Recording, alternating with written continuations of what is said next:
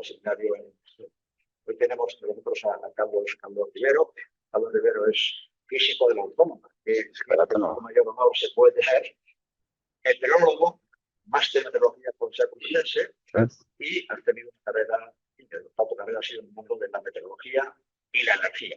Eso es. Luego, las diversas peripecias, el primer meteorólogo contratado por Endesa, que tú sepas, por lo menos en el área de gestión de energía, que ahora os explico un poquito lo que es, pero en su momento era una cosa completamente exótica, esto de la meteorología en el sector energético. Ahora, gracias a Dios, no lo es y cada vez somos más.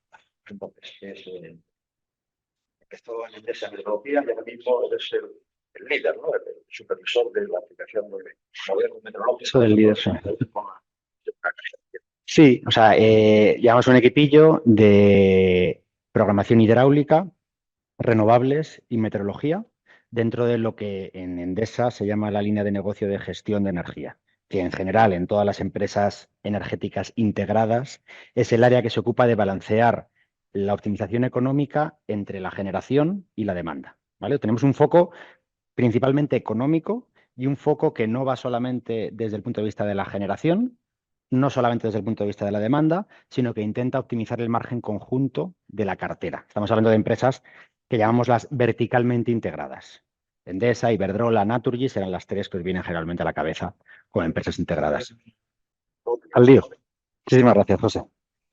Bueno, antes de empezar, y ahora que José me había dado la introducción, daros las gracias a José, a Pedro, a Álvaro, a Antonio, a todo el equipo del Instituto de Ingeniería del Conocimiento por darme la oportunidad de impartir yo esta charla. Yo, desde luego, jamás pensé que fuera a volver a la Universidad Autónoma a impartir yo una charla, que tardé unos cuantos añitos en hacer la licenciatura de Física, por cierto. Pero aquí estoy. Entonces, bueno, espero estar a la altura, espero conseguir transmitiros cosas que creo que son interesantes. Y bueno, la presentación un poquito de lo que es el background de trabajo ya la ha hecho José.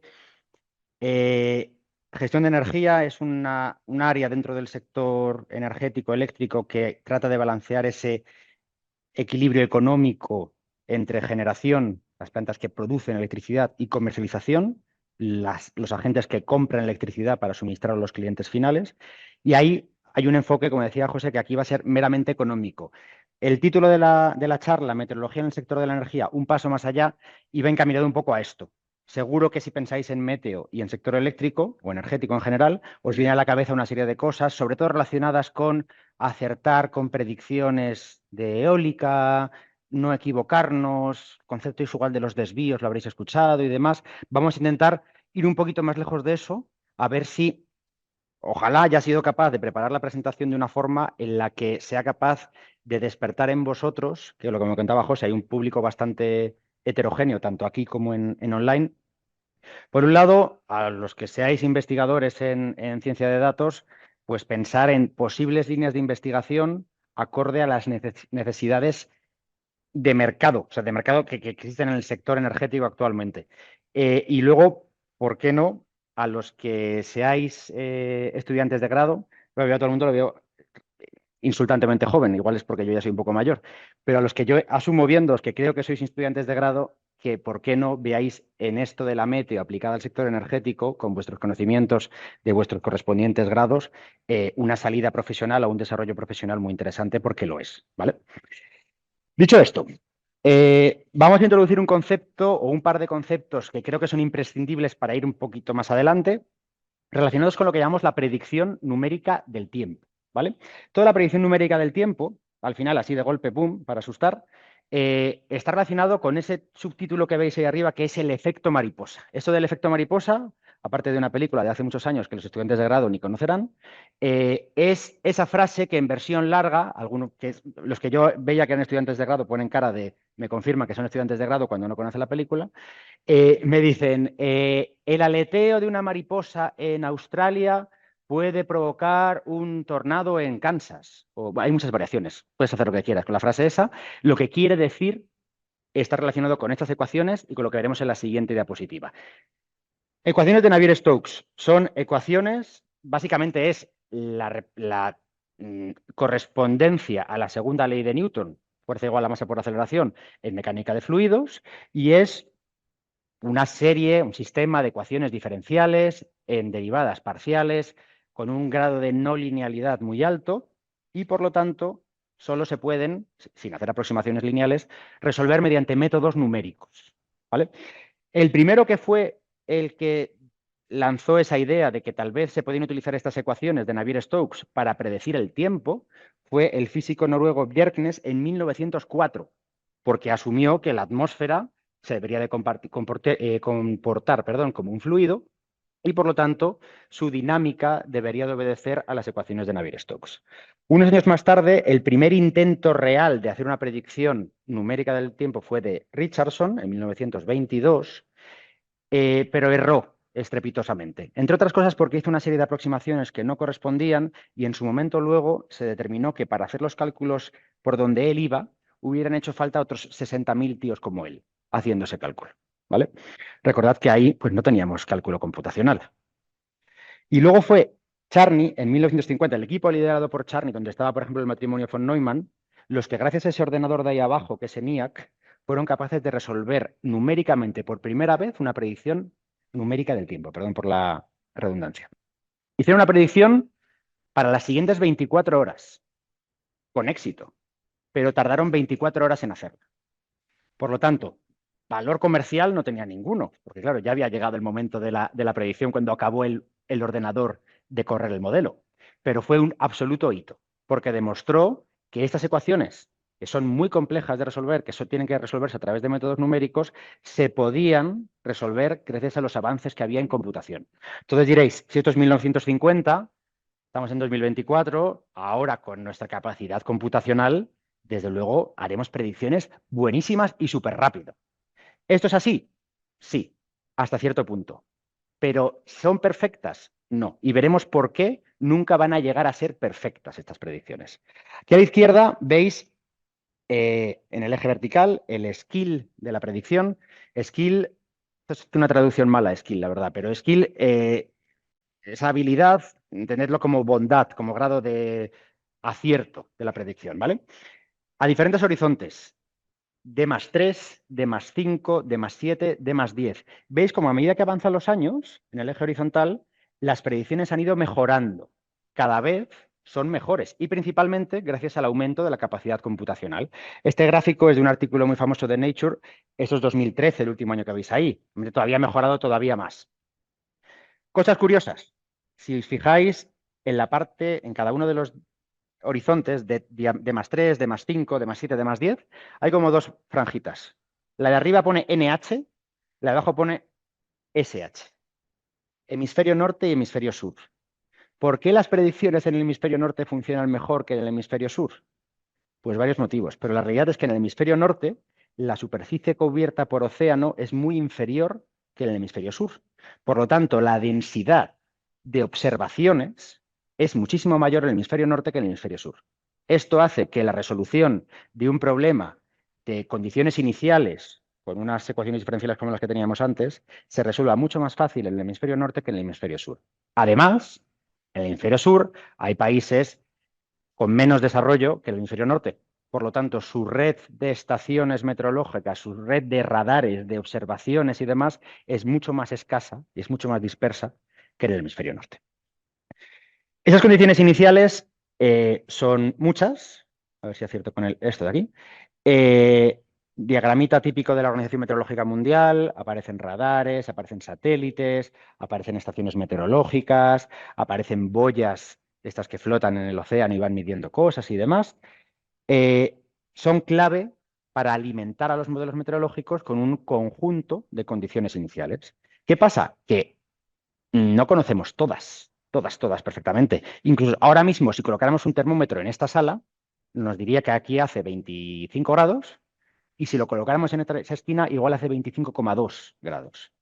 Esa incertidumbre en las condiciones iniciales, el no conocer el continuo, que es imposible que lo conozcamos, hace sí o sí que el problema sea muy sensible a las condiciones iniciales. De ahí la frase del efecto mariposa. De una pequeña variación en las condiciones iniciales del problema puede provocar que cuando dejemos al modelo de predicción correr, pasar diferentes pasos de tiempo, nos encontremos con situaciones completamente diferentes. Aquí no está puesto, pero hay una gráfica muy típica de Lorentz, que es una especie como de mariposa, y esto, la anécdota es que él cuando dejó un sistema de estos numéricos pues, corriendo, apuntó una serie unos números con una serie de decimales y consideró que no hacía falta poner 15 decimales, se quedó con 14. Pues cuando lo dejó, vio que eso había evolucionado de una forma radicalmente diferente a la que él había esperado. ¿Por qué? Porque no incluyó el decimal en posición decimoquinta. Y esa pequeñísima variación en las condiciones iniciales, igual en el H+1, en el H+2, o sea, en pequeños horizontes, igual no se notaba mucho. Pero cuando lo dejó evolucionar durante 10 días, la situación había sido completamente diferente. Ese decimal es el aleteo de la mariposa en Australia, que después de mucho tiempo, al no haberlo interiorizado bien, se convierte en el tornado en Kansas. ¿Vale? Otro motivo por el cual no seremos capaces nunca de conseguir una predicción numérica del tiempo perfecta es esto de aquí abajo. Los modelos de predicción numérica pueden ser de elementos finitos o espectrales. Si son elementos finitos, lo que hacemos es dividir el planeta en cubitos, en la horizontal y en la vertical. A medida que la capacidad computacional ha ido aumentando, esos cubitos son cada vez más pequeños. Pero estamos hablando ahora de modelos globales, modelos típicos de predicción a 10, 15 días, el del Centro Europeo y demás, los que en general más se escuchan, resoluciones en torno a los kilómetros, unos cuantos kilómetros. Hay procesos de la física, de la meteorología, como por ejemplo uno que veis ahí que es bastante importante, que es la formación de nubes, que se desarrollan en la microescala. La microescala está muy lejos de la escala de los kilómetros y estos fenómenos no se resuelven explícitamente en esas ecuaciones. Por lo tanto, lo que decimos es que los parametrizamos. Esta parametrización, el tener fenómenos tan importantes que estén en una escala mucho más pequeña que la resolución de nuestro modelo, hará que inevitablemente, con todas las realimentaciones que hay entre todos los procesos, pues tengamos predicciones numéricas del tiempo imperfectas, ¿vale? De hecho, cuando hablamos de predicciones probabilísticas, lo que hacemos generalmente es jugar sobre esto de aquí de la derecha. Tenemos una determinada condición inicial, que es la que nos han dado los aparatitos que miden variables meteorológicas, y les sometemos a pequeñas perturbaciones. Yo aquí había medido 25 grados. Pues voy a dejar evolucionar el sistema suponiendo que no hubieran sido 25 grados, sino 25,1. Y aquí he utilizado un esquema de parametrización para representar las nubes de tal forma, la que sea. Pues voy a cambiar un poquito la forma de hacerlo y voy a dejarlo evolucionar. Y hago otros 50 de esas pequeñas perturbaciones.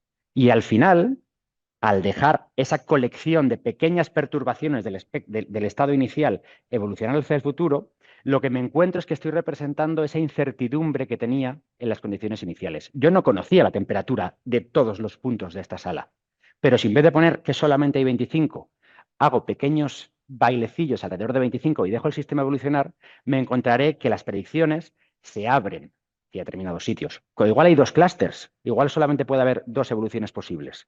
Pero todo gracias a que he introducido esa incertidumbre, variando a veces condiciones iniciales y a veces lo que llamamos la física del modelo. Esto yo nunca entendí realmente por qué, pero a la parametrización se le llama la física del modelo y a las ecuaciones, que son realmente no son las de Navier-Stokes, sino que son las que llamamos las ecuaciones primitivas de un modelo de predicción meteorológica, lo llamamos la dinámica del modelo. ¿Vale?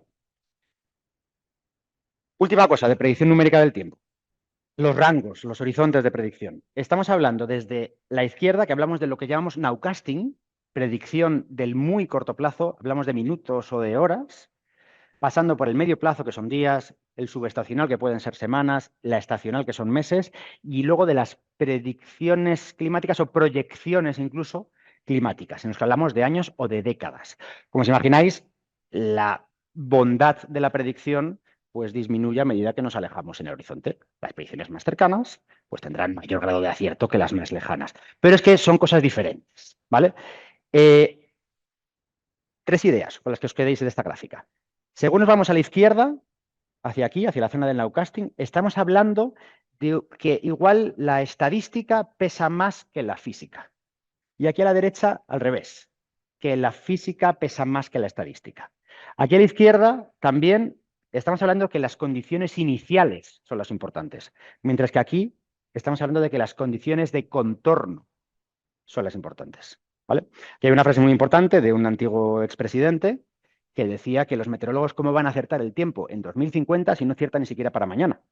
Entonces, alguien con conocimiento tal le explicó, bueno, es que uno es un problema de condiciones iniciales, el tiempo de mañana, que vaya a llover en tu ciudad o no, y otro es un problema de condiciones de contorno, son problemas diferentes, ¿vale?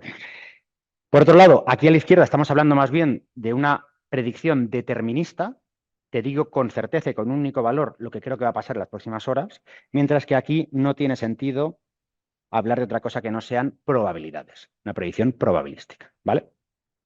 Hablaremos luego de en el mundo de la empresa, lo complejo que es, que yo creo que a vosotros los tenéis como muy interiorizado, pero lo complejo que es que en la empresa se asuman como tales las predicciones probabilísticas. Cómo tomar una decisión en base a predicciones probabilísticas es de las cosas más complicadas que te puedes encontrar en el mundo de la empresa. Dicho esto, pasamos al mercado eléctrico. Hemos hablado de una introducción de Meteo y pasamos a la parte del mercado eléctrico como tal. Yo cuando entré en Endesa, como meteorólogo raso, pues una cosa muy exótica, ¿no? Yo era el meteorólogo y yo pues, estaba sintiendo ahí muy, muy cómodo, pues yo era el meteorólogo. Mis compañeros me intentaban enseñar cosas de mercado y a mí me daba muchísima pereza, porque a mí no me gustaba eso, a mí me gustaba pues la física, la investigación, las nubes y mis cosas. Pero el mercado y el tema financiero y todo eso me daba muchísima, muchísima pereza. Yo desde aquí os animo a que esa parte pues la superéis y no hagáis lo que hice yo, sino que, sobre todo los estudiantes de grado que se quieren dedicar a la meteorología en el sector energético seguro, que seáis capaces de entender esto cuanto antes para ver por dónde puede haber oportunidades de desarrollo profesional y también, si sois investigadores, si conocéis muchas cosas del mundo de las ciencias de datos, para que veáis realmente dónde existe un valor económico en todo esto, ¿vale? Por eso, tan importante el concepto de mercado eléctrico y vamos a enlazarlo con la meteorología, ¿vale? Mapita muy básico de lo que llamamos los agentes del sistema eléctrico. A la izquierda tenemos la generación, es decir, las plantas que son capaces de producir electricidad a través, o sea, a partir de otra fuente de energía. La fotovoltaica, la eólica, la hidráulica, que puede ser de embalse o fluyente, que hablamos de la diferencia, y aquí este esquemita que puede representar una central nuclear o una central térmica de carbón, que cada vez tenemos menos, prácticamente no tenemos nada ya en la península, y de ciclo combinado, centrales que producen electricidad a partir del gas.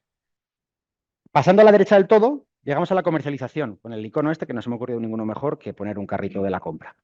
Las comercializadoras que compran electricidad en un mercado y luego son las responsables de, no me gusta suministrar porque realmente no es suministrar, pero sí de mandaros una factura a casa por lo que habéis terminado de consumir, tanto a nivel doméstico como a nivel industrial, ¿vale? Las comercializadoras son las que firman la factura que os llega a casa, ¿vale? Pero no significa que si os llega una factura de Endesa, que esa electricidad haya sido producida por Endesa.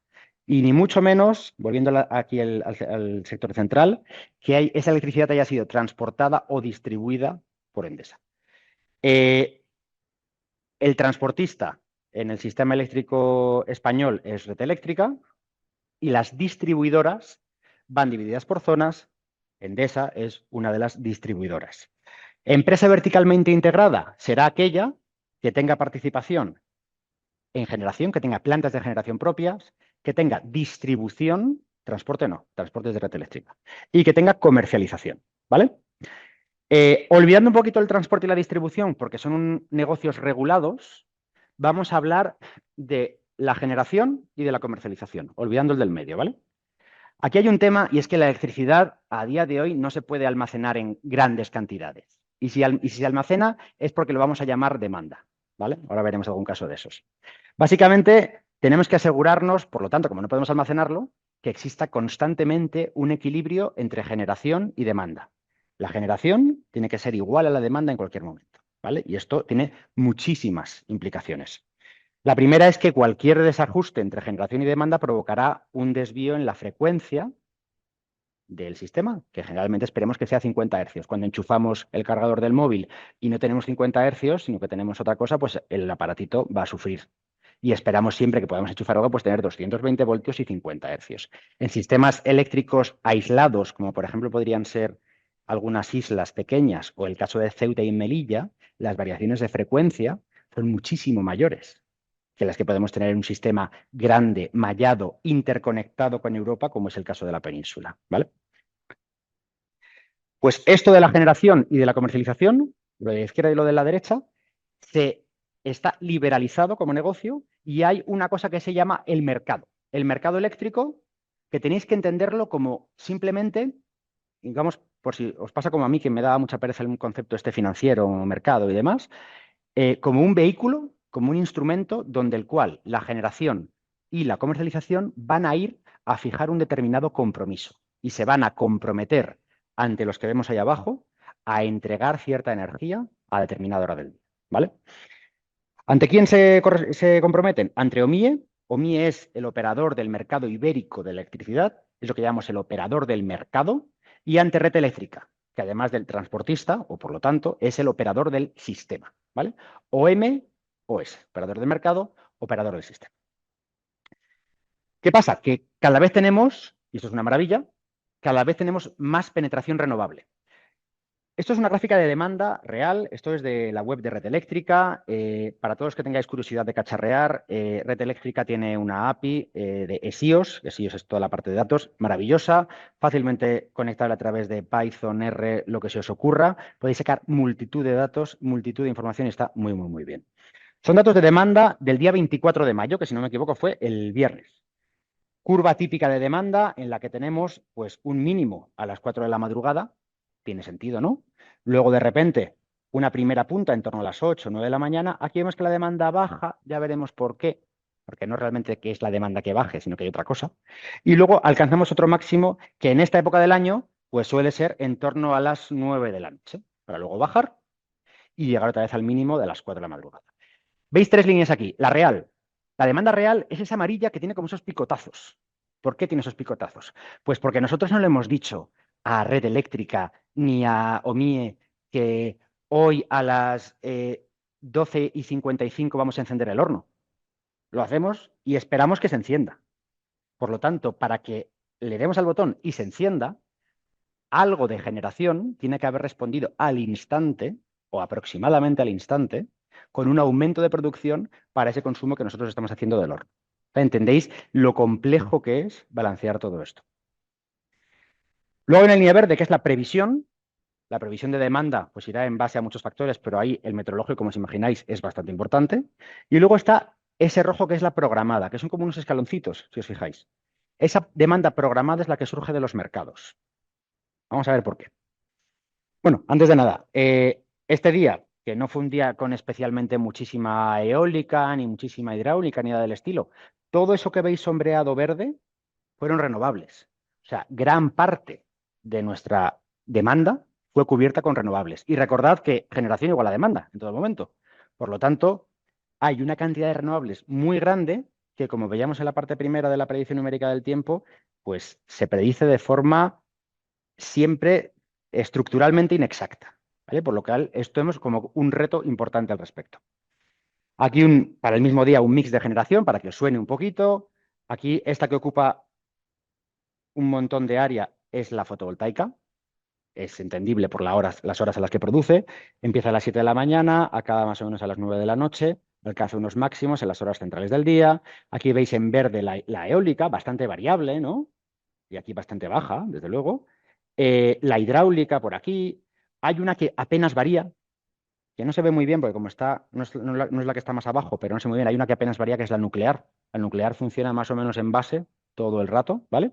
Y luego hay una amarilla que es los ciclos combinados, las centrales de gas. Las demás, por pequeñas, las vamos a despreciar de momento, ¿vale? Pero en relación a todo esto, por ejemplo, una frase típica. No, es que en el mix energético la nuclear y la renovable entra primero. No es que entre primero, es una cuestión de precio, es una cuestión económica y es la que vamos a ver ahora. Los mercados de electricidad. Hay algunos a los que entiendo que esto os sonará mucho, hay otros a los que os puede sonar a chino. A los que os suene a chino intentaré, ojalá seáis capaces de entender un poquito más de lo que yo entendí cuando me lo contaron por primera vez. El mercado diario es el principal mercado de electricidad, es un mercado físico y es ese, ahora cada vez menos porque está menos de moda, pero cuando el tema de la guerra de Ucrania y todo esto, que se hablaba mucho del precio de la luz, el precio del mercado diario salía en la tele. En el telediario decían, el precio de mañana han sido 144,2 euros megavatio hora. Megavatio por hora, no megavatio entre hora. Los físicos con esas unidades de ingenieros tenemos muchos problemas, pero tenemos que asumirlas. Tenemos ese precio, es el precio del mercado diario. El mercado diario es el mercado principal de los mercados físicos de electricidad y este a las 12 de cada día, es decir, hoy ya se han negociado las 24 horas de mañana, ¿vale? Hay una cosa de estas, que veis aquí abajo, unas curvas agregadas de oferta y demanda para cada una de las horas. Si ponemos el foco en H22 de mañana, veis que aquí hay eje vertical, precio, eje horizontal, energía. Eso tenéis que entenderlo como un saco. Si yo tengo la luz en mi casa con Endesa, esa electricidad no me la ha dado Endesa. Endesa me habrá emitido la factura. Pero Endesa, la comercializadora, habrá acudido, como tantos otros, generadores y comercializadores, a un saco enorme donde todos depositan sus ofertas de compra o de venta de electricidad. Cada oferta de compra o de venta lleva un par, energía, precio. Yo que tengo, por ejemplo, imagínate que yo tengo un aerogenerador en mi casa. Yo tengo un aerogenerador en mi casa y estoy dispuesto a vender su producción, que creo que mañana van a ser 1 megavatio hora en H22, a 5 euros el megavatio hora producido. Pues hago esa oferta y deposito esa oferta allí. Y ahí es un saco único donde todos depositan sus ofertas, comercializadores y generadores. ¿Qué va pasando y cuál es la magia económica de todo esto? Que lo mismo hacen los comercializadores y están en esta curva azul los que quieren comprar y asegurarse el suministro sí o sí. Si tú quieres comprar algo y quieres comprarlo sí o sí, cómpralo caro, seguro que lo compras, ¿verdad? Económicamente para ti igual es mejor, pero te aseguras, si lo compras caro, te aseguras de que te lo van a vender. Pues los primeros que entran, digamos, en el mercado son las ofertas más caras de compra. Mientras que en la venta, vamos a olvidar este menos 500 porque de precios negativos tendríamos como otro seminario posible, ¿vale? Pero imaginaos que aquí hay energía que está dispuesta a venderla muy barato. Veremos ahora por qué hay algunos que ofertan muy barato y otros que ofertan muy caro, ¿vale? El caso es que hay un momento en el que las dos curvas se cruzan. Ese punto lo llamamos punto marginal y es donde se cruzan las ofertas de compra con las ofertas de venta. Y eso de marginal, que es un sistema que ha sido criticado en unos momentos pero alabado en otros, es el sistema que llamamos marginalista. Esto implica que si la última oferta de venta, la que está aquí, fue la necesaria para cruzar con la curva de demanda y fueron a 54 euros megavatio hora, significa que todas las que están por debajo, aunque fueran más baratas, todas van a recibir la retribución de esa última que fue necesaria. Esto os habrá sonado en algún momento, si habéis visto pues, bueno, en los telediarios o en donde sea, esta crítica al sistema marginalista. Porque hay situaciones en las que hay mucha tecnología que oferta muy barato y que se lleva al final unos beneficios, por lo menos unos ingresos de mercado muy altos, porque la última tecnología que fue necesaria para casar era muy cara. ¿Vale? Ahí está el concepto eso de los windfall profits, los beneficios caídos del cielo. ¿Vale? Como hay una curva de estas para cada una de las 24 horas de mañana, pues tendremos 24 precios. En esa hora que hemos puesto el foco, en H22, con esa curva, precio resultante, 54 euros. 54 euros para negociar un total, vamos a fijarnos en el número de abajo, 35 gigavatios. 35 gigavatios es más o menos, en esa hora, aunque habrá otros mercados, la demanda del sistema eléctrico peninsular español. Aquí, los que sepáis de esto, vais a decir, esto está mal. Sí, efectivamente, esto está mal a propósito porque si lo ponemos con todo el detalle, demasiado, ¿vale? Vamos a ir solamente a lo de arriba. Los mercaditos que aparecen en azul son otros mercados que son de red eléctrica. Los mercados que aparecen en verde son del operador del mercado, ¿vale? Este mercado diario es una solución que económicamente era óptima, pero aquí llega Red Eléctrica, levanta la mano, que hasta ahora no había entrado en el juego, y dice, oye, me alegro de que habéis encontrado una solución económicamente óptima, que optimiza lo que llaman el welfare y demás, pero es que tengo toda la generación en Galicia y tengo toda la demanda en el Levante. Esto no me vale. Mi red de transporte no es capaz de asumir ese desequilibrio geográfico entre toda la generación en un sitio y toda la demanda en otro. Por lo tanto, va a decir, mira, necesito centrales de ciclo combinado en la zona de Levante. Y además, os ha dado ahora por instalar mucha fotovoltaica en la provincia de Badajoz y ahí mi red no está preparada para evacuar tantísima fotovoltaica, por lo tanto, os limito a ti, a ti y a ti y no podéis sacar tanto, básicamente porque no caben por los núcleos de evacuación de la red. Entonces, ese mercado habrá, ese balance de te subo por aquí, te bajo por aquí, habrá deshecho lo que teníamos de antes, el equilibrio generación y demanda. Y ahora de repente tendremos otra vez más generación o menos generación, lo que sea. Habrá otra parte secundaria de ese mercado que se llama ajuste, en el que volveremos con un mecanismo económico al equilibrio generación y demanda, que es el que queremos.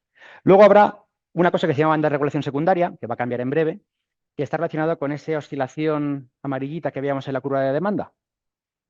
Esas centrales que por su flexibilidad dirán, mira, yo mañana voy a producir 2 megavatios, pero si quieres, estaré dispuesto en tiempo real a moverme en 2 más menos 0,5.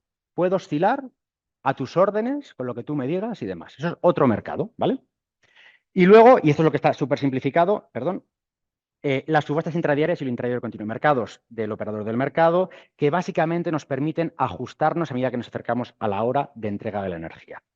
Y el último, lo que hemos llamado en general servicios de balance, lo podéis escuchar, servicios de balance, servicios de ajuste, mercados posteriores, mercados de tiempo real, son todos los mercaditos, que generalmente suelen ser de red eléctrica, que permiten pequeños cambios muy cerca del tiempo real. Y esto pensad, aquí ya en el foco de predicciones, pensad en qué horizontes estamos hablando, predicciones a 30 minutos vista, predicciones incluso a 15 minutos vista con el último mercado cuarto horario que tenemos.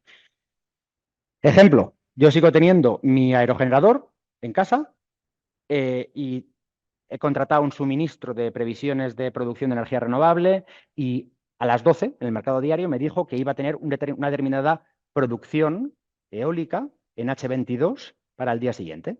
Voy a un mercado, que va a ser el mercado diario, con una oferta de energía y precio. Si esa oferta casa, es decir, si el precio está por debajo del punto de casación, del punto marginal, del punto de cruce, entonces esa oferta se habrá convertido en un programa. Y ese programa es, recordad, ese compromiso. Yo me he comprometido ante el operador del sistema y el operador del mercado de momento a producir esa cantidad en H22 de mañana. Sabéis que la predicción eólica a ese horizonte más 30 y pico horas, muy buena no puede ser. ¿Qué ventaja tenemos? ¿Que hay más mercados? Pues igual tenemos una nueva predicción, nos llega una nueva predicción por aquí y volveremos a otro mercado que puede ser una subasta intradiaria con una nueva oferta. Me había dicho el proveedor que iba a dar 1,4 megavatios, ahora me dice que van a ser 1,2. Pues voy con la oferta y retiro esos 0,2 que me sobran. Si casa la oferta, por el precio, meramente económico, tendré un nuevo programa. Y luego tendré una última predicción. Y con esa última predicción, cuando yo no tenga más disparos, si estamos hablando de 30 minutos más o menos en el último mercado, que es el de mercado de regulación terciaria, tendré lo que llamamos el programa final, P48, en la jerga de red eléctrica. Ese P48, yo entiendo que se llama 48 porque se ha negociado como con casi 48 horas de antelación, hay 48 horas que están en juego, ahí entre el D-1 y el día D, será el que me mande referente a los desvíos. Y esto de los desvíos es igual lo más evidente que os viene a la cabeza cuando pensáis en meteorología y sector eléctrico. Reducción de los desvíos. Pues el desvío será la diferencia entre tu programa y lo que finalmente produzcas. Que, hombre, si tienes muy buenas predicciones y estás muy cerca del tiempo real, pues serán parecidas, pero no tienen por qué ser iguales. Esa diferencia es lo que llamamos desvío. Y como la generación tenía que ser igual a la demanda, pues ese desvío a red eléctrica le hace daño. Porque si tú no has cumplido con tu compromiso, red eléctrica habrá tenido que coger a otro en tiempo real para que arregle lo que tú has estropeado. Y eso le ha costado dinero. Por lo tanto, te imputarán, te penalizarán a ti por una cantidad que más o menos, y simplificando muchísimo, está relacionado con el coste de ese que se había quedado fuera, pero que ha tenido que entrar en tu lugar porque tú no has dado la talla. ¿Vale?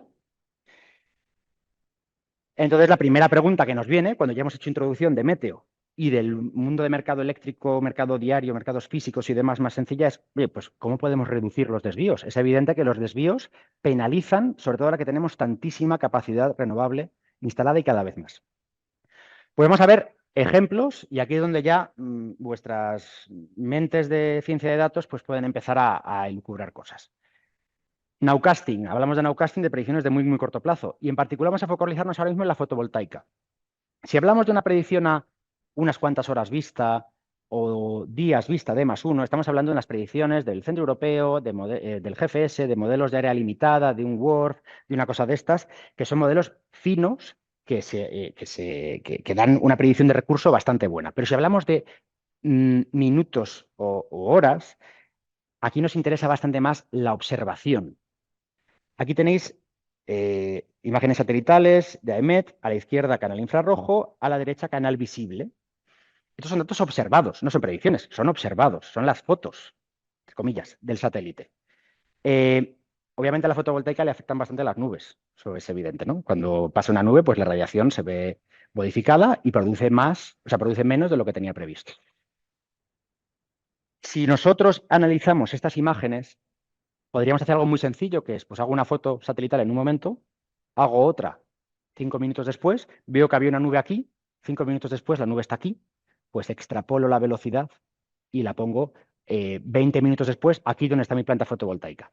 Pero la realidad es que podemos hacer algo mucho mejor, que es entrenar modelos de Machine Learning con históricos e históricos e históricos e históricos que nos permitan no solamente extrapolar el movimiento de unas nubes, sino detectar procesos como el que hay aquí en esta zona, aquí entre Almería, Murcia y demás, que son fenómenos de convección.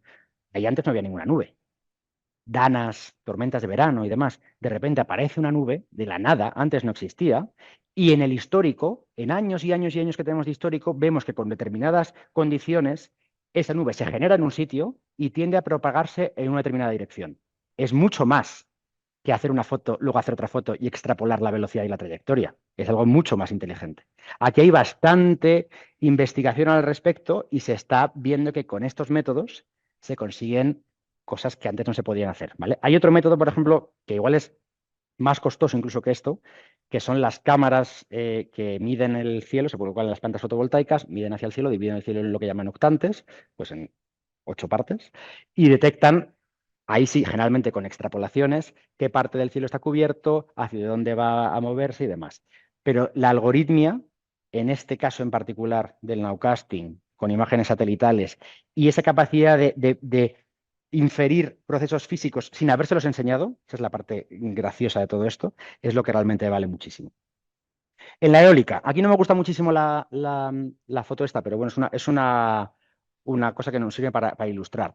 Predicción eólica, el viento es un recurso súper variable, tiene una varianza enorme, mucho mayor que la radiación solar, y encima tenemos diferentes aerogeneradores que provocan turbulencias. Resulta que en cada uno de los aerogeneradores, en la parte trasera de la nacelle, que es como el eje, ¿no? El buje, tenemos un pequeño anemómetro. Ese anemómetro nos mide la velocidad del viento, pero ese anemómetro está detrás de unas palas que rotan, por lo tanto estás expuesto a un régimen completamente turbulento porque está como a sotavento de la turbina, ¿no? De la turbina, de las palas. También en estos parques hay torres anemométricas que nos miden con anemómetros y hay un poquito más limpios alrededor el perfil de viento en diferentes alturas. Podemos sacar cosas como la variación de la velocidad, el perfil de viento, la variación de velocidad en función de la altura. Pero sobre todo aquí la gracia y la aplicación en el nowcasting, la predicción de muy, muy corto plazo, es internalizar correctamente esos datos observados, medidos de anemómetros o de la propia turbina, para corregir el muy, muy, muy corto plazo. Sobre todo donde hemos visto que hay mucho, donde se mejora mucho, es cuando esos datos tienen una granularidad, una resolución temporal muy alta.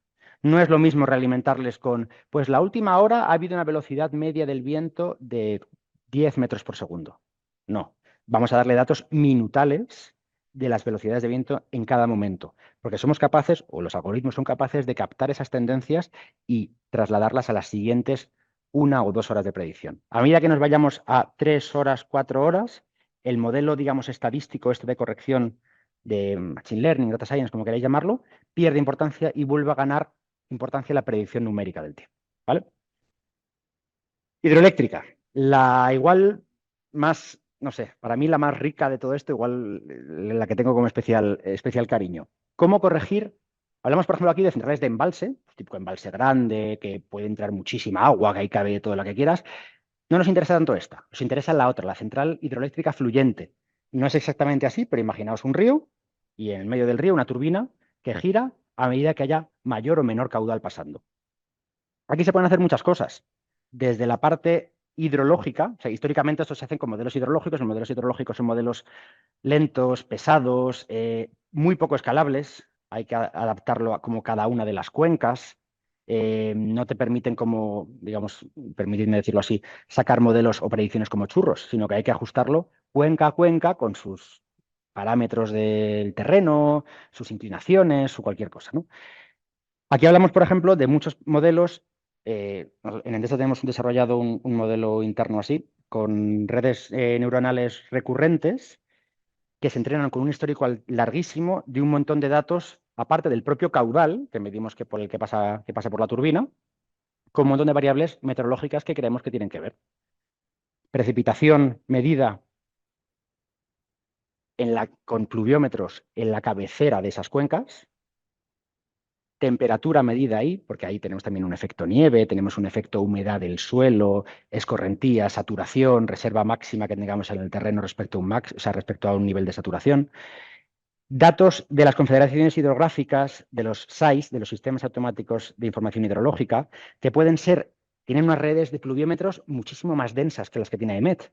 O en este caso, bueno, esto es el río Éser, esto es Huesca, pero por ejemplo, Meteocat en Cataluña sí que tiene muchísimos pluviómetros en zonas como más inaccesibles que la red de EMET. Pero aquí también tienen propios caudalímetros. Si nuestra central fluyente está en un determinado punto del río, pero sabemos que 1 hora o 2 horas aguas arriba hay un aforo, un caudalímetro, pues obviamente podríamos trasladar ese incremento de caudal, según lo detectamos ahí, a la producción que tengamos aguas abajo, ¿no? Obviamente datos de radar. Aquí, si hay alguien ya muy friki con estos conceptos del radar, radares de banda X, que son los que se utilizan con una resolución muy fina en cuencas muy pequeñas, serían los que realmente serían capaces de aportar mucho sobre esto. Los radares, digamos, gubernamentales o de organismos oficiales no tienen esa capacidad de detalle, ¿vale? Pero aquí, por ejemplo, veis, pues en todas zonas montañosas, núcleos convectivos, ahí está cayendo muchísima agua, pero de forma relativamente local. Y luego, esto, que tal vez es como lo más innovador. Esto, Hugo es una startup medio española, medio suiza, y esto lo que hacen es, con imágenes de satélite, con sensores de satélite, detectar el comportamiento de la nieve. No solamente es la cobertura de nieve, pues hay no sé cuántos kilómetros que están cubiertos de nieve, sino que detectan, aparte también de lo que llamamos el volumen de agua en forma de nieve, el estado de la nieve. Son capaces de detectar, y estas marquitas azules son puntos que han alcanzado un grado de humedad que es el previo a que eso empiece a deshelarse. Avisan, cuando ven eso, con las imágenes satelitales, que suele ser el Sentinel, de que el deshielo está a puntísimo de empezar, porque detectan esas cosas. Eso, a nivel de observación in situ, es prácticamente impensable. Tendríamos que subirnos y medir con un palito y medir con una serie de sensores la nieve en un montón de sitios. El satélite aquí es algo que nos puede avanzar muchísimo. Bien, desde aquí el lado de la generación, pero tenemos también el lado de la demanda. El lado de la demanda, pues la demanda principalmente se mueve por la temperatura, la laboralidad, la hora del día, por supuesto, pero la temperatura es el principal driver de la demanda. Olas de calor, olas de frío, y este ejemplo que veis aquí veis en esta imagen del satélite Terra, sensor MODIS, veis dos cosas en la península, que parecen la misma, pero no lo son.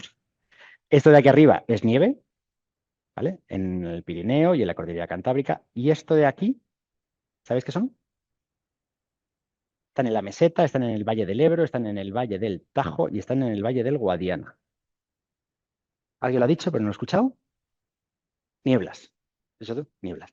Son nieblas persistentes y esto hace errar muchísimo la predicción de demanda. Nosotros en Madrid no tenemos muchas nieblas generalmente, pero si viviéramos en Lleida, pues sabríamos que hay días en los que la predicción es que el sol va a salir, que la niebla se va a disipar y por lo tanto la temperatura va a ser relativamente agradable porque nos va a dar el solecito, pero resulta que la niebla que está ahí al final no se va. Y terminas con una sensación de frío, con una temperatura baja, con una sensación térmica baja por la humedad y demás, que hace que la demanda sea mucho mayor de lo que inicialmente se estaba previendo, ¿vale? O sea, corrección de nowcasting aplicada a la demanda por el efecto de la no disipación de nieblas. Y por otro lado, lo que veis aquí a la derecha, que esto es del Barcelona Supercomputing Center, predicción de polvo mineral sahariano Calima, básicamente. ¿Por qué? Porque esto afecta al autoconsumo. Ahora cada vez hay más hogares que tienen placas fotovoltaicas en su casa, pero claro, no tienen un mantenimiento acorde al que tendría una planta fotovoltaica grande de una empresa eléctrica. Por lo tanto, si tenemos placas fotovoltaicas en el tejado y hay un evento de calima, ¿cuándo nos vamos a subir nosotros a limpiarlas? Pues igual se quedan sucias durante mucho tiempo. Y son dos cosas. Primero es la calima modificando el espesor óptico de la atmósfera, y otra cosa es la deposición de esa calima, que puede ser húmeda si llueve, que puede ser seca si simplemente se cae, y lo que tardemos luego en limpiarla, ¿vale? Es uno de los challenges ahora mismo en predicción, porque esto no se sabe ni siquiera cuánto autoconsumo hay, como para saber cuándo la gente los limpia. Bien, hasta aquí la parte que considerábamos como más evidente, la predicción de los desvíos. Y ahora veo que de tiempo me está complicando un poquito, vamos a ir un poquito más rápido. Vamos a dar una vuelta de tuerca más. Ya no solamente cómo me afecta la meteorología a los recursos, a mi planta eólica o mi planta fotovoltaica, no. Vamos a pensar cómo todo esto afecta al mercado. Y aquí estamos en un enfoque completamente, si queréis, económico o financiero. ¿Cómo afecta la meteorología al precio del mercado eléctrico? Y para eso tenemos que volver un segundito a esta curva, a las curvas de oferta y demanda. La idea que tenéis que tener es la idea del coste de oportunidad y en el sentido de que la renovable es un recurso no gestionable en gran parte. Si tenemos un aerogenerador en nuestra casa, un poco utópico, pero imaginaos que tenéis un chalet enorme con un aerogenerador de 80 metros ahí en el jardín. Habéis visto que había diferentes precios hora a hora y te dice el suministrador de predicciones de viento que te dice, pues mira, pues mañana en H22 va a haber un precio va a haber un viento de no sé cuántos metros por segundo. Y tú ves la predicción de precios, que también te la dan por otro sitio, y te dicen, pues, es que esa hora me viene muy mal, esa hora el precio es bajísimo, no puedo hacer que el viento sople en otro momento. Pues no puedes hacerlo. El viento soplará cuando quiera soplar, el sol en una fotovoltaica lucirá cuando quiera lucir, y en el caso de la hidráulica fluyente, el río, pues como no tienes no lo puedes embalsar. O sea que su coste de oportunidad de esas tecnologías es muy bajo. No pueden desplazarse económicamente a otro momento. Por lo tanto, cuando haya en esta curva muchísima eólica en el sistema, muchísima fotovoltaica en el sistema, habrá un montón de oferta, habrá mucha presión vendedora barata. Esa presión vendedora barata lo que hará será que el precio se vaya muy, muy, muy bajito. Cuanto más eólica, cuanto más fotovoltaica, cuanto más hidráulica fluyente, el precio será más bajo. Por lo tanto, aquí ya habéis visto que si sois una empresa grande que quiere hacer determinadas cosas, la meteo no os interesa solamente para reducir los desvíos, sino que os interesa muchísimo más para mover cantidades que económicamente son muchísimo mayores de lo que estamos hablando hasta la parte de los desvíos. El impacto económico de los desvíos, comparado con esto, o sea, son varios órdenes de magnitud más. Esto es una evolución del precio de mercado diario desde 2021 hasta ahora. Aquí se ven muchísimas cosas. Aquí veis un picotazo muy grande, que luego vamos a ver por qué. Veis, pues aquí estas pequeñas oscilaciones pueden ser cualquier cosa. Pueden ser, por ejemplo, periodos de eólica más alta. Soplaba mucho el viento, entonces el precio bajaba. Pueden ser fines de semana, como la demanda es más baja los fines de semana, pues en general el fin de semana el precio es un poquito más bajo. Esta subida que se ve nada más empezar, ¿qué pasó meteorológicamente a principios de 2021? Filomena. Filomena hizo que la demanda disparara una barbaridad. Además, muchos parques eólicos estaban congelados, tenían hielo dentro, no podían girar, incluso días después, porque hacía tanto frío que la humedad que se había depositado en las turbinas se había congelado y no permitía que las máquinas giraran. Por lo tanto, las tecnologías baratas no estaban y, por otro lado, la demanda estaba altísima porque hacía muchísimo, muchísimo frío.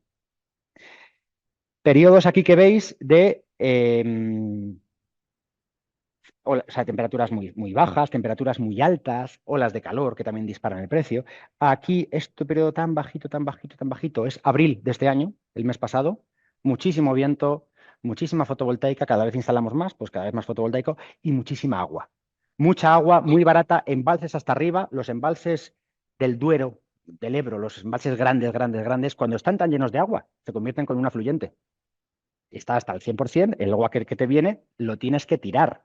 Su coste de oportunidad es cero. Por lo tanto, deprime el precio y lo llevó prácticamente a cero.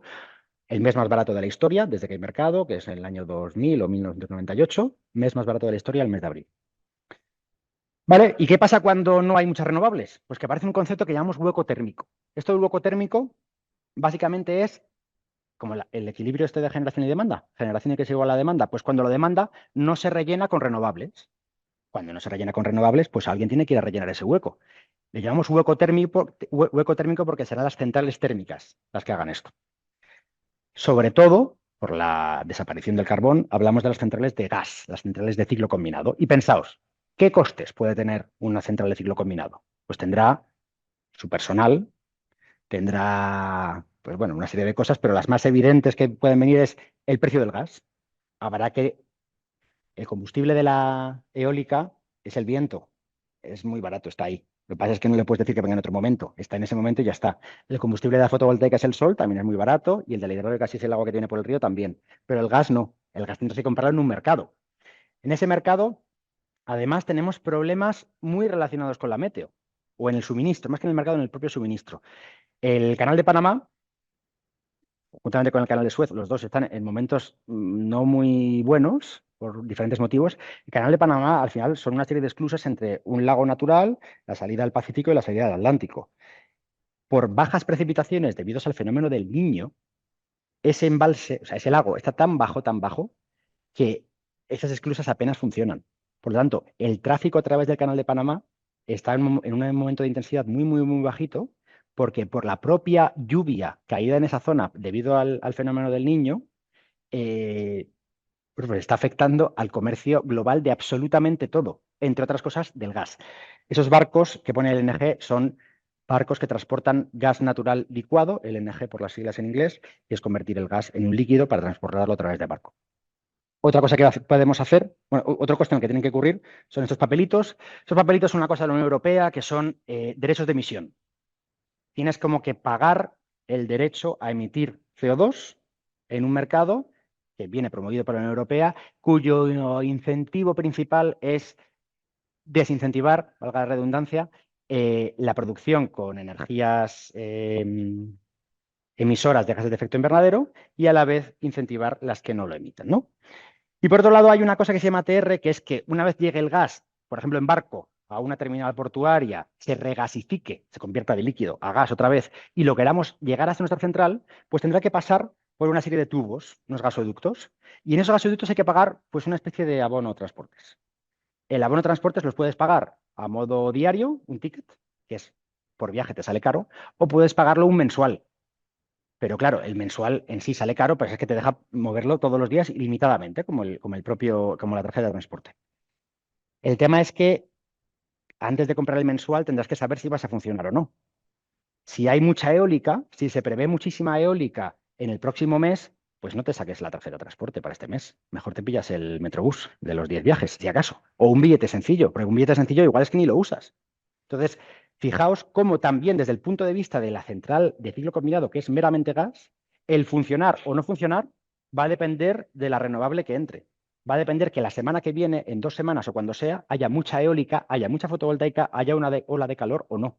Ahí hay una implicación como indirecta de la meteo en una tecnología que en principio no tiene nada que ver, que es brutal. Vamos avanzando, ya casi, más o menos medio terminando. Predicciones estacionales y mercados a plazo. Vale. ¿Qué es esto de los mercados a plazo? Ya no son mercados físicos, estamos hablando de mercados ya puramente financieros. Aquí veis algo de lo que deliberadamente no he puesto el título, y es algo cuyo precio ha subido un montón. Desde junio de 2022, 3,5 euros el kilo, no sé qué puede ser esto, y ahora vale, pues, casi ha llegado a valer 9, pero ahora estará en 8 y pico, 7 o algo así. ¿Qué puede ser esto? Que tenemos algo que bastante común, que dices, joder, qué caro está el aceite. Eso es, el aceite. El aceite se ha encarecido una barbaridad. Entonces, para entender el concepto de mercados a plazo, vamos a ver qué hubiéramos hecho aquí. Si yo hubiera sabido que el aceite hubiera subido tanto de precio, pues igual llego en junio del 22 y compro, yo qué sé, pues 4 garrafas de 5 litros, del que aceite a mí que me gusta, virgen extra, picual, no sé qué, lo compro y me ahorro una pasta, ¿no? Me hubiera ahorrado una pasta frente a lo que estoy comprando, por lo que estoy pagando ahora por el aceite. Podría haber comprado 100 garrafas y haberlas vendido, ¿no? Eso es lo que llamamos especulación. Nos hubiéramos beneficiado de ese incremento de precios, pero solamente lo hubiéramos hecho si hubiéramos estado seguros de que la evolución del precio hubiera sido al alza. Lo hubiéramos hecho en base a una previsión. Entonces, esto de los mercados a plazo los tenéis que entender como como una estrategia de cobertura. Imaginaos que sois, vamos mejor aquí, imaginaos que sois, bueno, una determinada casa, una unidad familiar, y que podéis, por ejemplo, comprar a una almazara, le podéis firmar un servicio como de suscripción y decirle, mira, me entregas una garrafa cada 6 meses durante los próximos 5 años a 5 euros. Y eso lo firmas aquí. Hubiera salido bien, ¿no? A 5 euros, si hubiera ido al supermercado, me hubiera salido bastante más cara.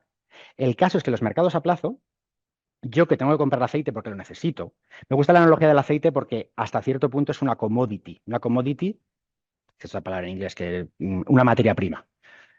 No es una materia prima porque hay aceites y aceites. Y la materia prima es la que es como indistinguible y la que puedo comprar ahora y usarla en el futuro y me la entregan y es igual. Los electrones son materias primas, si queréis entenderlo así. También el gas, ¿vale? El aceite no es exactamente eso, pero más o menos la idea se puede coger. El tema es que si una almazara me vendió ese servicio de suscripción de garrafas de aceite una cada 6 meses a 5 euros, es que tanto yo estaba de acuerdo con el precio de venta, de compra, perdón, como ellos estaban de acuerdo con el precio de venta en ese momento, ¿vale? Los dos hemos reducido riesgo. Estamos menos expuestos a la volatilidad del mercado del precio del aceite y en ese momento estábamos los dos de acuerdo con ese precio, porque teníamos diferentes, y aquí es donde entra la meteo, previsiones. ¿Por qué podría bajar el precio del aceite? Pues porque llegaran predicciones estacionales con muchísima precipitación y que nosotros cuando nos llegara la empresa y nos dijera, te vendo no sé cuántas garrafas a 5 euros, yo me creyera la predicción estacional de precipitaciones y dijera, no, pues que en Andalucía yo sé que va a llover una barbaridad y como va a llover una barbaridad, la producción va a ser mucho mayor, la oferta va a ser mayor que la demanda y el precio va a bajar. Por lo tanto, no te la acepto, iré al mercado a comprar. ¿Vale? Ahí va el concepto aplicado a mercados a plazo y estrategias de cobertura. Imaginaos que, volvemos al sector eléctrico, somos una comercializadora. Somos el del carrito de la compra, el que le lleva la energía a los clientes. Esa comercializadora no tiene estructura de generación, no tiene parques eólicos, no tiene red de distribución, solamente compra energía en ese mercado diario que es ese saco enorme y se la da a los clientes. Pero, y perdona que te coja a ti ejemplo, José, yo como comercializadora se la he vendido a José a 100 euros megavatio hora y he firmado un contrato a largo plazo de entrega de electricidad a José a 100 euros megavatio hora. Si yo voy al mercado día a día a comprarla, aquí, cuando varía la electricidad casi 600 euros megavatio hora, yo la compro a 600 y se la vendo a José a 100. ¿Qué tal me sale eso? Muy mal. Estoy perdiendo 500 euros. Por eso, las comercializadoras buscan comprar a plazo. Van en este punto de aquí y tienen previsiones de cómo va a funcionar el mercado. Si tienen la posibilidad de comprar más barato de lo que creen que va a tener el precio, lo harán. Y al final, los mercados a plazo con teoría económica, funcionan como previsiones del mercado físico. Porque básicamente el mercado, ese punto de equilibrio, lo alcanzarán la oferta y la demanda acordando ciertos contratos. ¿Vale? ¿Qué hará un trader? Alguien que tiene que comprar electricidad o comprar gas, pues ver todas las fuentes posibles.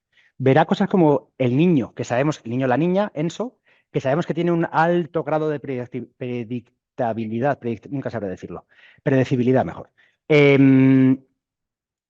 Puedo ver con mejor acierto que en la zona europea de latitudes medias, puedo ver previsiones bastante buenas de si va a llover más o menos pues en zonas de Latinoamérica, de Asia-Pacífico y demás.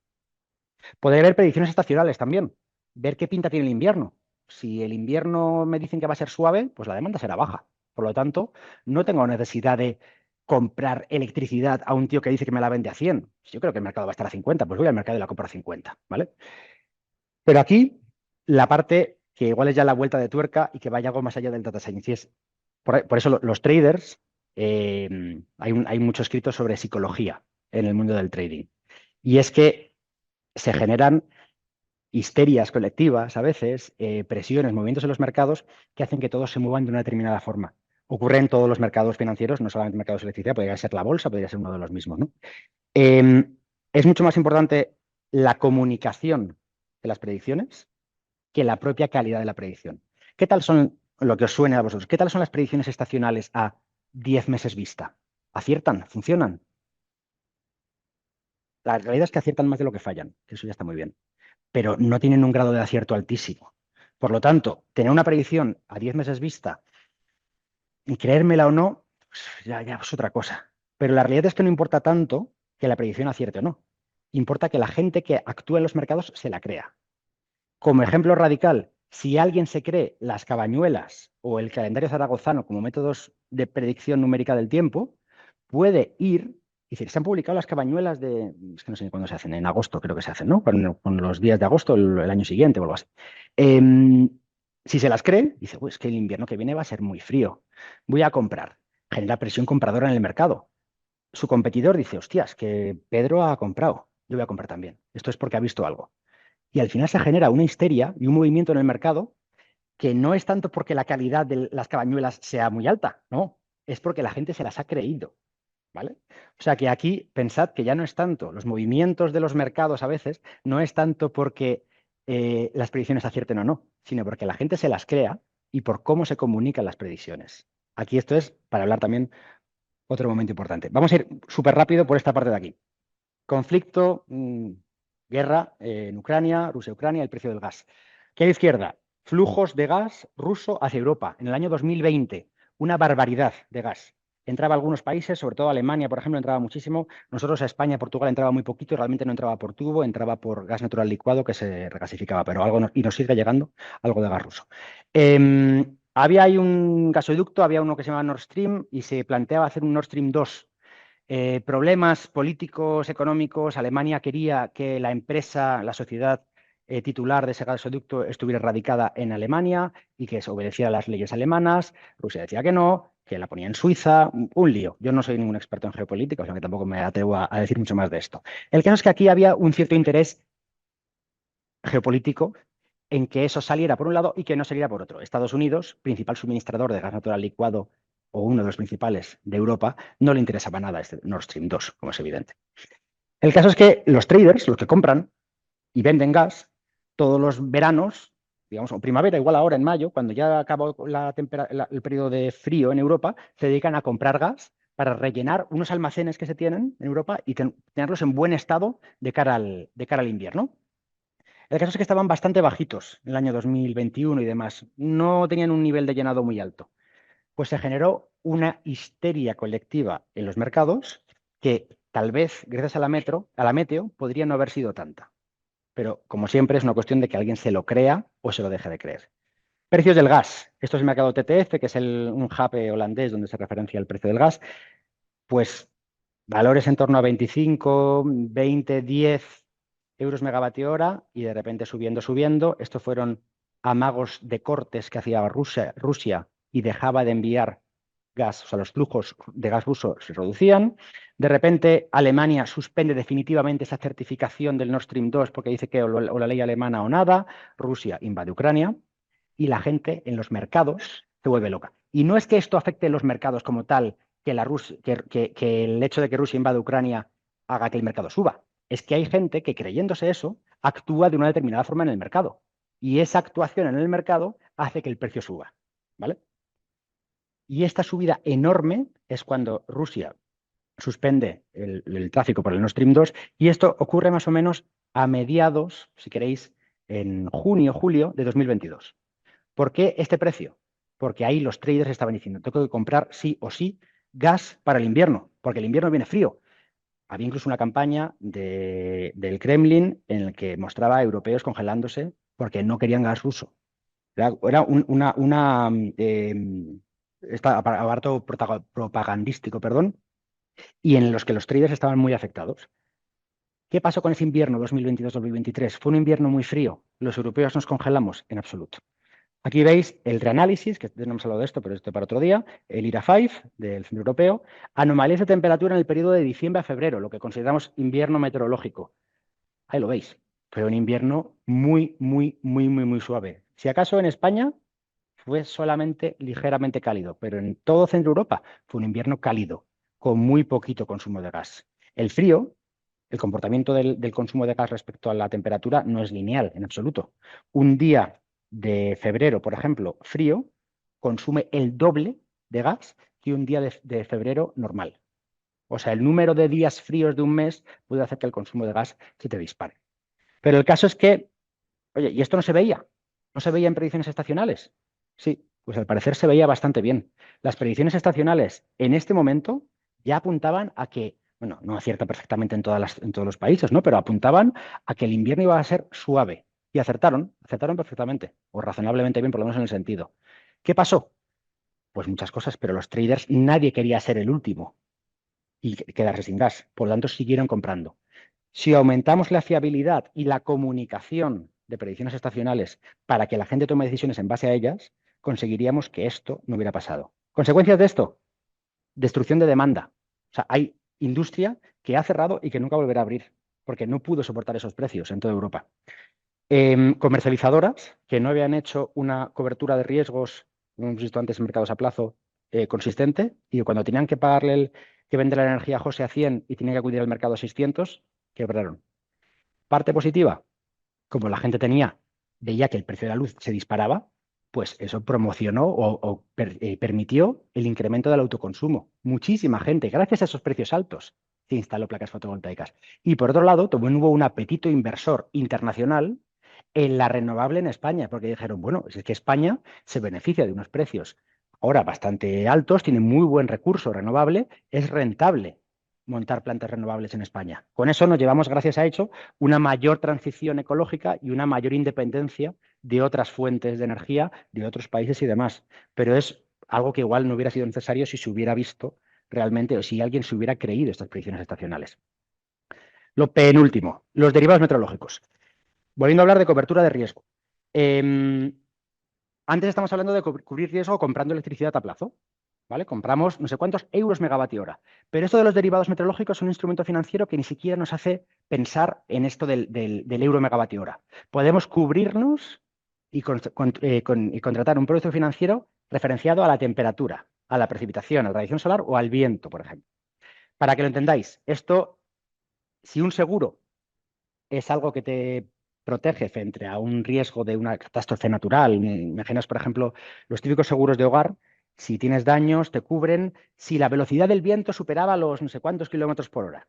Son eventos de muy baja probabilidad, ¿vale? Y son lluvias torrenciales, más de 30 milímetros en una hora o así, no me acuerdo de cuánto es. Y en cambio, un derivado es algo que te cubre si tú tienes un negocio que tiene afección del mundo meteo, pues que te cubre directamente una pérdida de margen asociado a la propia naturaleza meteorológica. No es un evento de baja probabilidad como un huracán, un tornado o un lo que sea. Es un invierno un poco menos lluvioso que la media. Imaginaos, por ejemplo, que habéis montado una startup, que queda mucho más fácil, una pequeña empresita que vende chubasqueros. Unos chubasqueros técnicos para ir a la montaña, súper buenos, impermeabilidad brutal, y que lo vais a lanzar en noviembre, porque es cuando la gente pues, empieza a comprar chubasqueros, porque es cuando empieza a llover.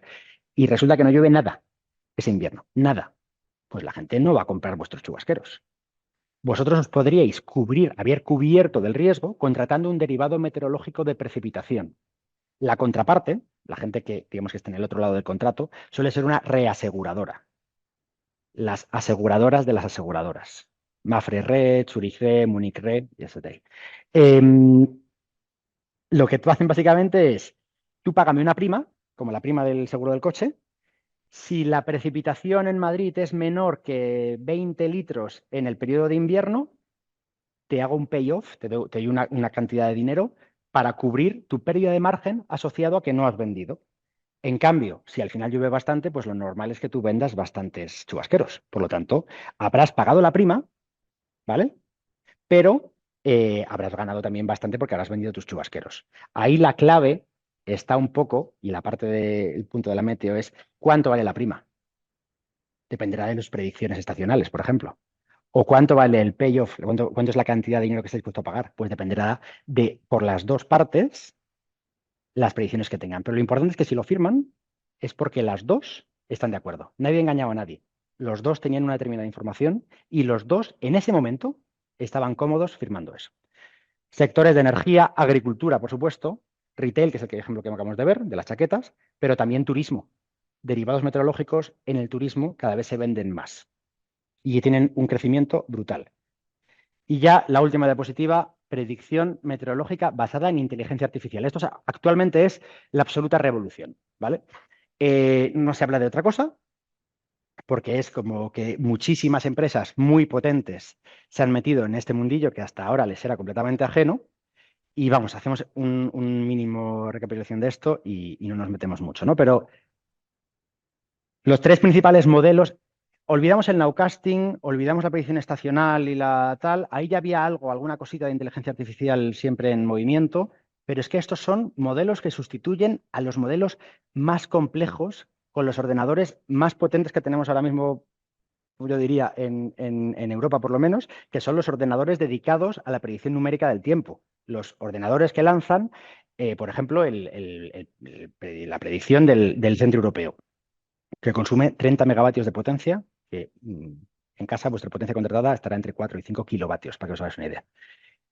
Pues modelos, GraphCast, de un tal Google, Pangu, de un tal Huawei y NVIDIA, que es el propio desarrollador, pero no he encontrado el logo del modelo, ForecastNet.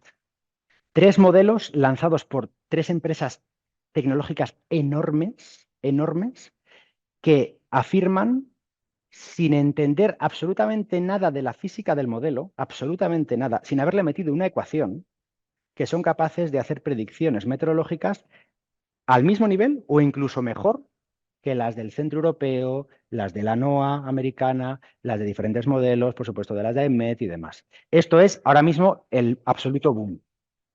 ¿Ventajas que tienen? Su tiempo de ejecución es muchísimo más bajo.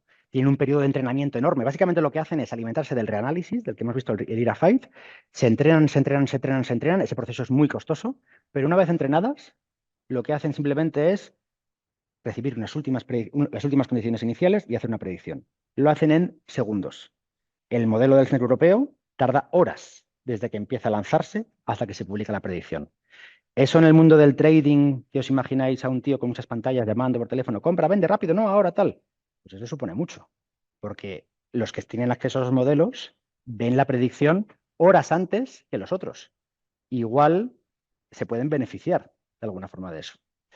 La parametrización, eso que veíamos de la cajita, que el proceso de la microfísica, las nubes y demás, que no se resolvía muy bien y tal, esos modelos dicen hacerlo mejor. La asimilación de datos, que es la fase necesaria para realizar el time step cero de un modelo de predicción numérica, que es de los más complejos que hay en predicción numérica del tiempo, también dicen estos modelos hacerlo mejor. Y lo más llamativo, en el plano positivo, es que son capaces de predecir fenómenos que no han visto nunca en su fase de entrenamiento. Esto es lo que es realmente llamativo. No les he enseñado física, no les he enseñado ninguna ecuación. Les has enseñado una colección que es el reanálisis, que tiene muchos años, pero que el reanálisis tiene una aproximación que se llama hidrostática, no resuelve la convección directamente. Es decir, no les he enseñado una tormenta. Sin embargo, su predicción es capaz de predecir tormentas bien. Eso es lo que, si lo piensas, es prácticamente mágico. Y lo son capaces de hacer bastante bien. Casos llamativos. Estos modelos han sido capaces, en algún caso puntual, por lo menos, de anticiparse a los modelos clásicos en corrección de trayectorias de huracanes. Impacto de millones y millones y millones de euros en esto, ¿vale? Cosas negativas. Pues que estos modelos de inteligencia artificial no dejan de ser la típica queja que recibe la inteligencia artificial, que no dejan de ser una caja negra. Entonces, para alguien que tenga que tomar una decisión, para alguien que tenga que, en el caso del huracán, por ejemplo, alguien que tenga que evacuar una ciudad, pues le preguntará a un meteorólogo y ese meteorólogo le dirá, ¿y qué fiabilidad le das a esto? Y dirá, pues no lo sé, porque no sé qué es lo que le hace hacer esta predicción. en un modelo meteorológico al uso, sí que podrás ver, pues es que la temperatura del océano superficial aquí es de no sé cuántos, por lo tanto eso tiene sentido que sea tal, tal, tal. Entonces, una caja negra. ¿Cómo tomamos decisiones? Fijándonos en eso. Pues ahí está otro challenge a estudiar. En principio, los eventos extremos, los que no se han dado en el histórico, como no les hemos entrenado para ellos, nunca los han visto, pues no los podrán predecir. Pero por otro lado, hemos visto que sí, que algunos sí que son capaces de verlos, aunque no se los hayas enseñado. Y por último, realmente las has entrenado con un periodo histórico de una determinada duración en años y ellos no deberían de ser capaces per se de detectar una determinada tendencia de incremento de temperatura por cambio climático y trasladar las predicciones, ¿vale? Aquí realmente sí que se podría hacer de alguna forma, pero es otra de las críticas generalmente que reciben. Dicho esto, que al final de esta última parte hemos ido bastante rápido. Muchísimas gracias. Espero no haberos avasallado con demasiada información. La idea era que estuvierais con un poco de una imagen de la meteo aplicada en el sector de la energía que fuera más allá de eso de la predicción de desvíos. Recordad que hemos visto el efecto en el precio, hemos hablado de los mercados a plazo, de esas estrategias de cobertura que con esas predicciones estacionales se puede hacer mucho mejor. Hemos hablado que las centrales de gas, aunque sean de gas y aparentemente no tengan nada que ver, funcionarán o no en función de la meteo, y eso también les afecta muchísimo. Y luego hemos hablado de toda la analogía con el precio del aceite, de cómo hacíamos esas estrategias de cobertura y que podríamos hacerlas mejor o peor en función de la calidad de las predicciones que teníamos. ¿Vale? Muchísimas gracias.